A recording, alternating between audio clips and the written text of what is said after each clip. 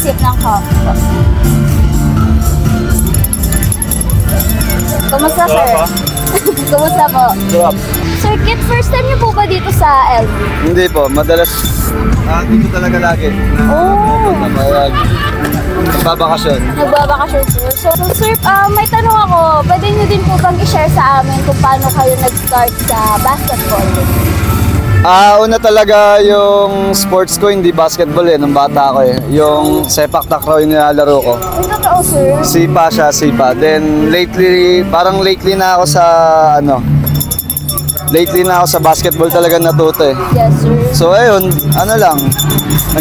naglalaro-laro lang ako sa tapat ng bahay namin, yung mga liga-liga sa barangay, Oo, ganyan. sir. Tapos kinareer ko na yung pagbabasketball talaga. Wow. So ano naman yung mga sir, struggles nyo? Siyempre hindi naman madali na maabot mo yung pangarap mo Oo, So din, sir.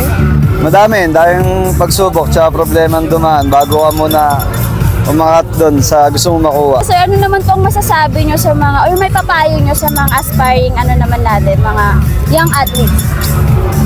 Ayun, pagbutihan lang nila. Siyempre, if may pangarap ka, hindi ka susuko na maabot yan So, gagawin mo lahat ng best mo kahit anong mangyari, kahit family mo pa o parents mo pa yung hindi sumusuporta sa'yo. Gagawin mo talaga para makuha mo yun. So, for me, ganun kasi yung nangyari sa akin. Kaya yun yung pwede kong mapayo sa kanila. Kahit anong mangyari, tuloy lang talaga. So, bali, ang gagawin nyo po dito is i-dip nyo po siya sa coffee. Okay. Steer, bite, then sip.